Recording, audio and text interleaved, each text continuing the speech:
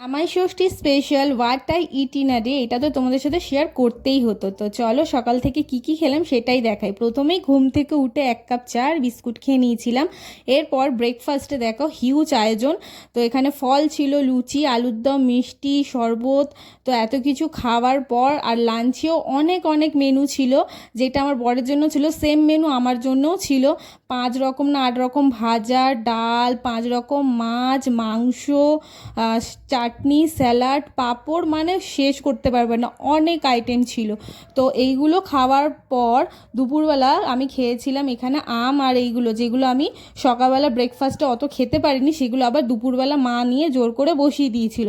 আর তারপর খেয়ে নিয়েছিলাম এই ঠান্ডা ঠান্ডা মিষ্টি দইটা। খাওয়া দাওয়ার পর বিকালবেলা এবার স্ন্যাক্সের জন্য সবাই চা খাবে, তাই মা একটু চিকেন পকোড়া তার জামাইয়ের জন্য ভেজে দিয়েছিল। জামাই তো চিকেন পকোড়া খেতে খুবই ভালোবাসে, তাই জন্য মা চিকেন পকোড়া ভেজে দিয়েছিল। ডিনারে ছিল দেখো যেইগুলো খেতে পারিনি দুপুরবেলা, যে মাছগুলো, সেই মাছগুলো আমি রেখে দিয়েছিলাম, সেই মাছ আর একটু চিকেন কষা নিয়ে বসে পড়েছিলাম। আর আবার আমার মা আমাকে এই আমগুলো কেটে রেখে দিয়েছিল, কিন্তু আমি সেগুলো খাইনি। আর সবার লাস্টে এই ঠান্ডা ঠান্ডা রাবড়িটা খেয়েছিলাম, যেটা খেতে দারুণ লাগে আমার। তোমাদের কার কার এই রাবড়ি খেতে ভালো লাগে আমাকে অবশ্যই কমেন্ট করে জানিও।